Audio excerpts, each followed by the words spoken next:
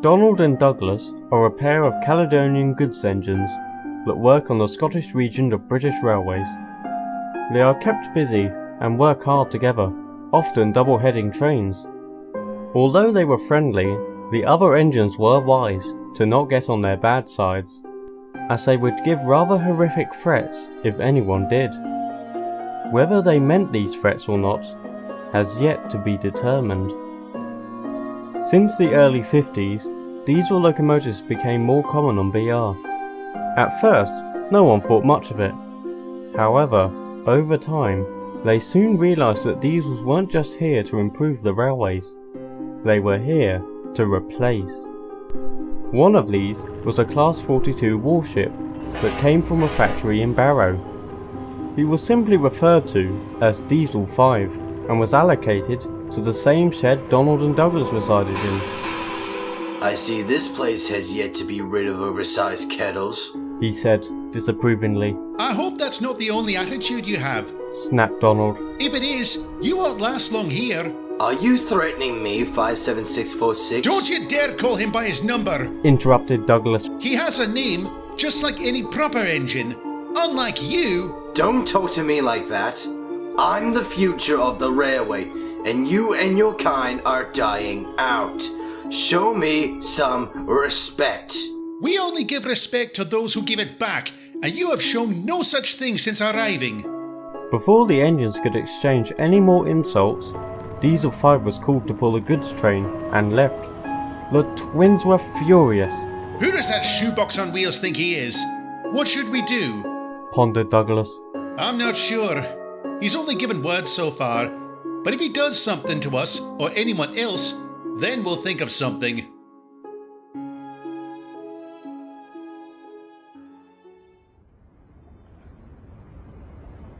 A day went by, and there had been no more confrontations between Diesel 5 and the twins. Unfortunately, this wouldn't be the case for long. Douglas was on a quay at a harbour. He had just delivered some trucks filled with stone, and they were currently being unloaded. Soon they had finished, and Douglas prepared to reverse out of the quay.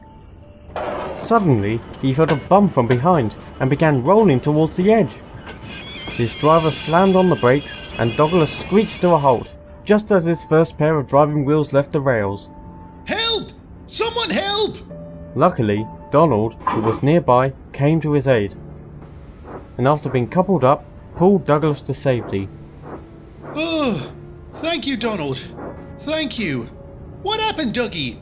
Did your brakes fail? No, someone pushed me from behind, but I don't know who did it. Unbeknownst to them, Diesel 5 was watching them, cursing under his breath. Damn, I was so close to getting rid of him. Later, the twins were resting on a siding, still shaken over what happened. Douglas decided to take his mind off it by surveying his surroundings. He noticed a little tank engine sleeping in an open shed. All of a sudden, it was bumped from behind and began rolling down the line towards a quay. Both twins were shocked, and as Douglas watched on, unable to move in time, Donald looked back at the shed. There, standing at the back, was Diesel 5, smirking. Before anyone could say anything, the tank engine rolled towards the edge of the quay and plunged into the deep, cold sea. None of the cranes were long enough to pull the little tank engine from the water, and even though they could call one that was, it would be far too late when it arrived. The engine was lost forever. Donald and Douglas didn't know what to think. On one half, they were sad for the loss of that engine, but on the other hand, they were enraged. So you saw Diesel 5 behind the shed? Douglas asked. Aye, we both heard a bump when that engine began moving. I think we both know what happened. Then, both twins noticed something. On a distant siding, Diesel 5 was watching the sea and all the boat cranes with a massive grin on his face. It was now obvious. He had killed that poor little tank engine, and earlier he tried to do the same to Douglas. For the Caledonian Twins, that was the final straw.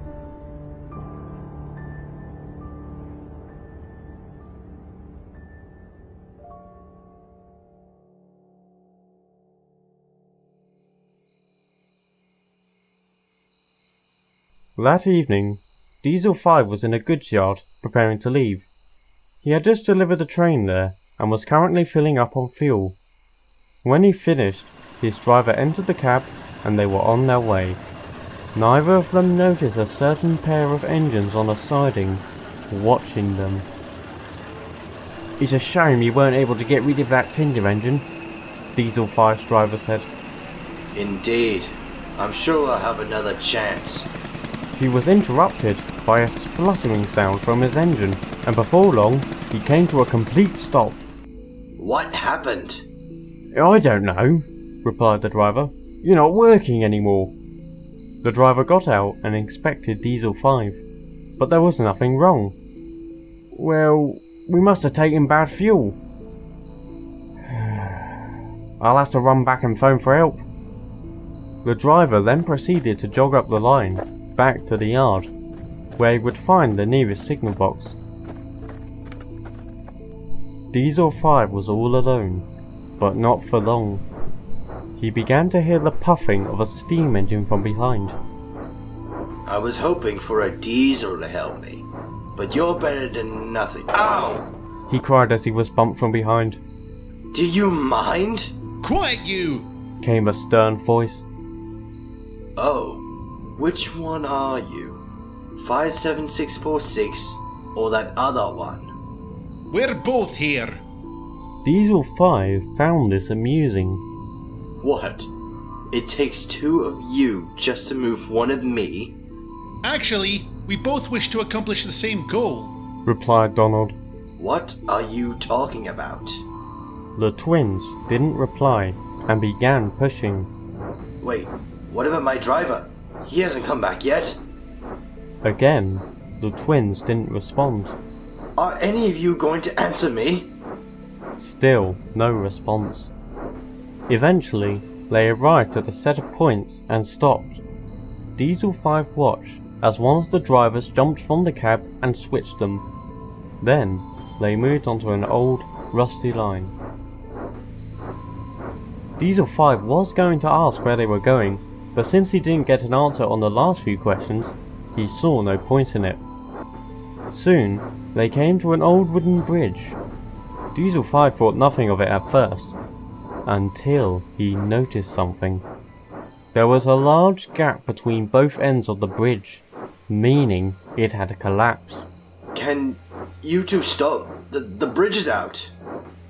The twins said nothing and kept moving. Diesel 5 was now desperate. Are you deaf? I said the bridge is out! Despite the Diesel's wailing, they moved closer to the edge. Then, as Diesel 5's first set of wheels left the rails, they came to a halt. Diesel 5 began to teeter. What? What are you doing? Tell me, Buzzbox, how does it feel teetering over the edge? Donald questioned. How does it feel knowing you could fall? What do you think it feels? It's bloody terrifying! Now pull me back! Now you know how I felt when you tried to push me off the quay. Not to mention that tank engine you sent flying into the bloody sea. Diesel 5's mouth dropped. How did you know? Did you think no one would notice the way you reacted to that engine's death? Donald answered.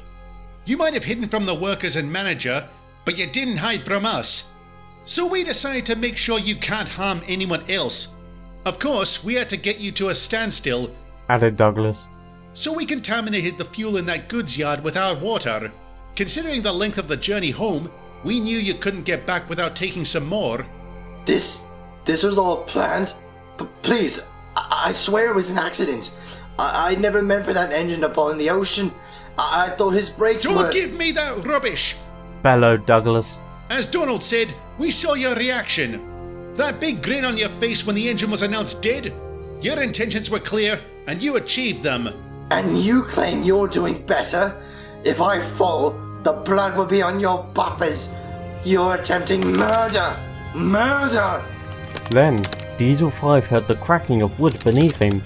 He soon realised that this bridge wasn't designed for engines his weight. Donald and Douglas wisely moved back onto land. Murder, you say? Well, how is it murder if the victim in question committed murder himself? Aye. You see, Diesel 5, this isn't murder. This is punishment!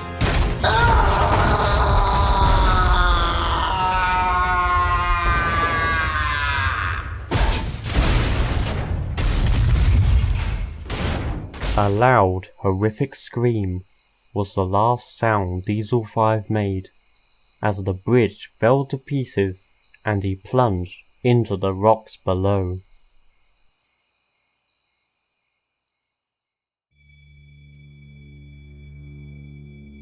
No one ever did find out about the acts Donald and Douglas committed on that night, but Diesel 5's absence didn't go unnoticed. His remains were eventually discovered by a breakdown gang, all of which were taken to crew for scrap. The workmen assumed that the driver left the engine to do something and forgot to put the brakes on properly, resulting in him rolling on his own. That was until the driver himself told them about the breakdown and that it must have been contaminated fuel, which was later confirmed by an inspector. In the end, no one had an answer to what happened to Diesel 5 that night. At one point, he was on the main line, and the next, at the bottom of where a bridge once stood. Shortly after the incident, some shocking details regarding Diesel 5's life on BR were recently uncovered.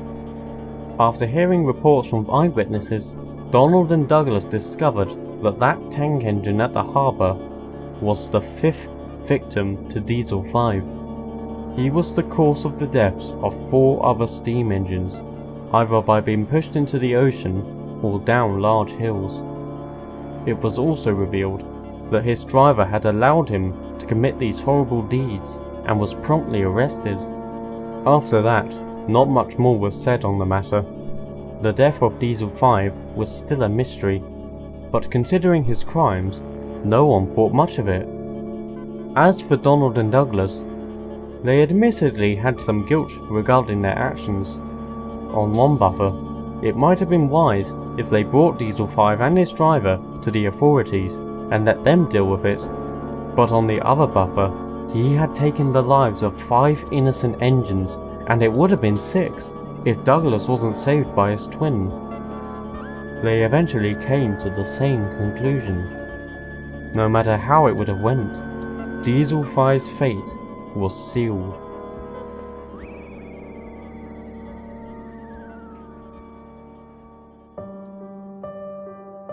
Donald and Douglas remain hard-working to this day, and often work together.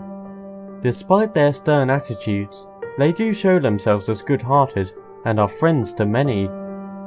However, some engines are quick to warn others.